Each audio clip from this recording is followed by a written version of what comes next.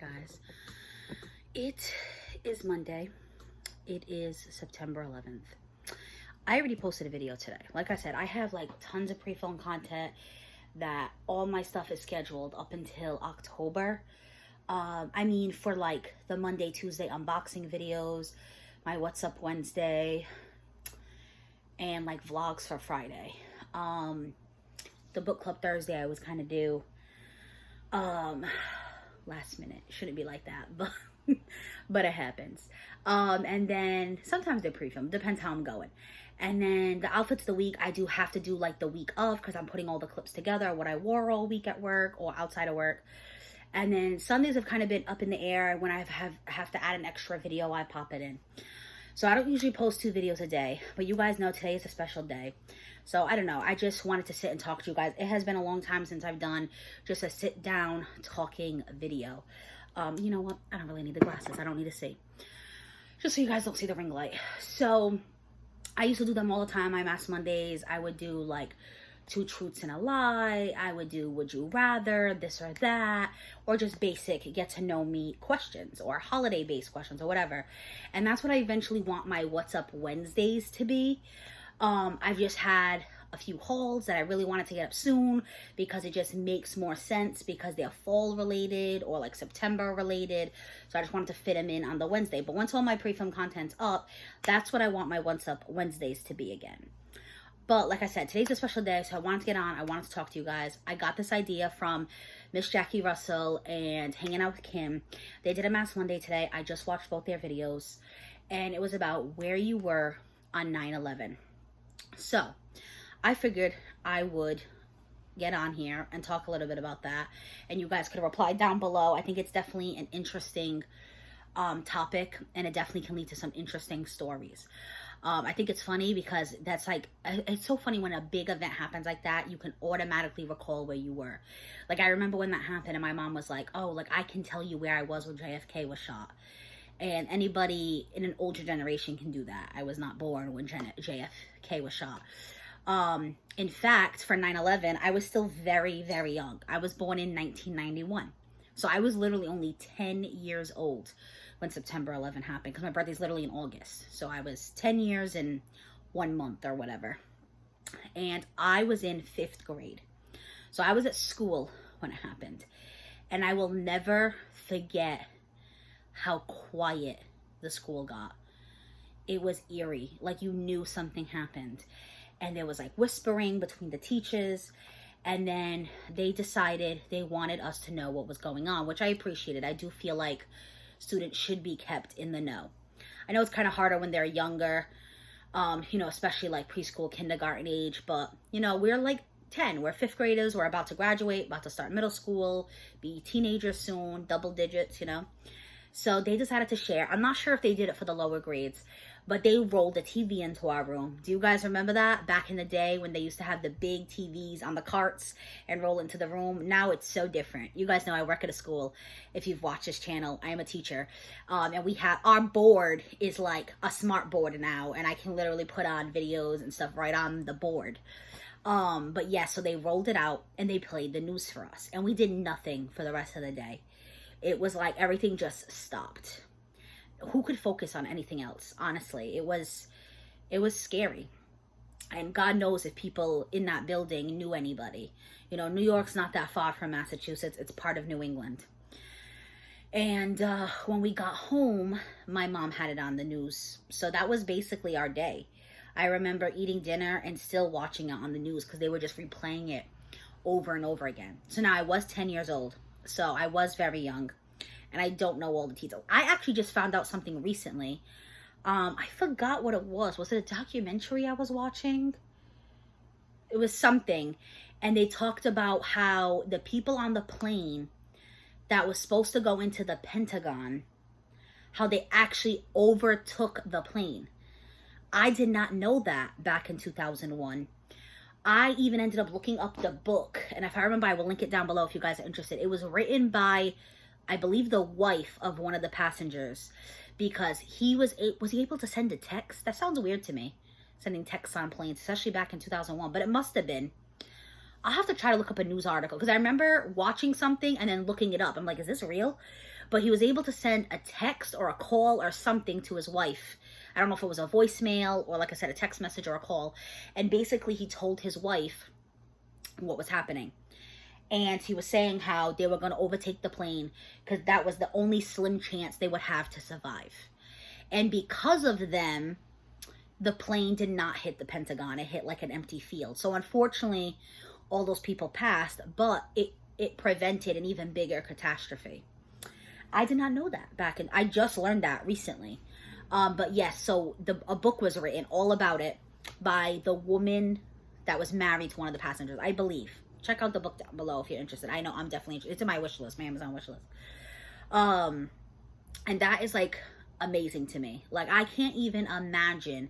I feel like, you know, like fight or flight. I feel like, sadly, I'm one of those people where I'm like a flight. I wish I could fight, but I feel like I don't even think I flight. I think I literally like just stand still. Like my anxiety takes over and I literally just black out and I can't focus on anything else. It's crazy. You know, everyone's brain's different, and I can't imagine what I would do in those situations. I can't imagine basically knowing I'm going to die, whether it was in the plane or if you were in the buildings when that happened. There was people literally making decisions on how to die. It was like, do I want to die by a fire, or would I rather die jumping 100 feet or whatever it was? You know, those towers were ginormous. And there was people literally jumping out of the building because they would rather have died from the impact of the fall than the fire. And that's scary to think that, but it's true. Like, I can't imagine dying. I feel like dying by a fire or dying by drowning must be two of the worst deaths there, because just think about that fire and how hot it is, and oh my God, and like gasping for breath under the ocean. So I could see why people jumped, but it's like, could I even do that to myself? But then what's the other option? Sitting and waiting for a fire. But anyway, we all know what happened that day, and I don't want to go into too much detail about that. You know, it's a hard enough already, but obviously this is going to be a more not positive video. You know, something awful happened. But I thought I'd just share this little tidbit with you because it has stuck out in my brain since it happened. And if you guys are new to this channel, I am first generation born in the U.S. I come of immigrants. My mom and father were both born in Portugal. And my mom came here when she was 3. My mom does have her American papers. She is an American citizen. My father does not. My father has his green card. He moved here when he was like 23, I believe. And I remember their reaction to it. And it was like crazy to them because, you know, immigrants work so hard to come here to America. They think of it as the white picket fence dream. They think of it as, you know, the land of the free, land of the brave. They think about, you know, they work so hard to get to this country for a better life, or I don't know, they just think of it as almost like this holy land. And I'm not saying it is. America's got its problems, but that's literally, you know, people work so hard to come here. And it's crazy to think that this awful thing happened here. And I remember my mom and dad being like, wow, like bad things happen here too.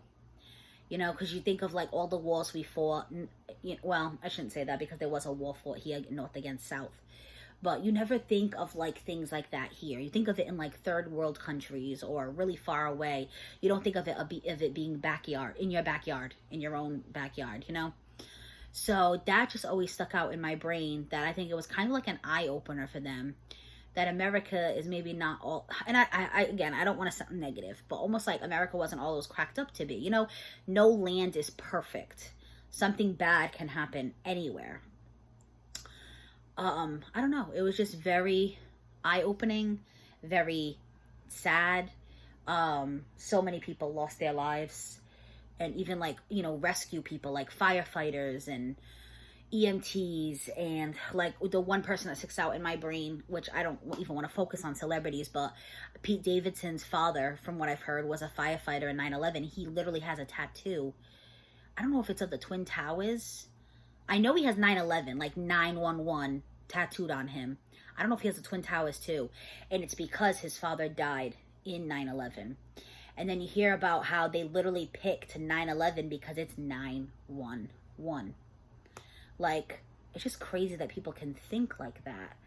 Like, my brain couldn't even, I feel, me and Joe feel guilty when we kill a bug. Joe will do everything he can to not kill a bug. He will literally pick it up and bring it outside.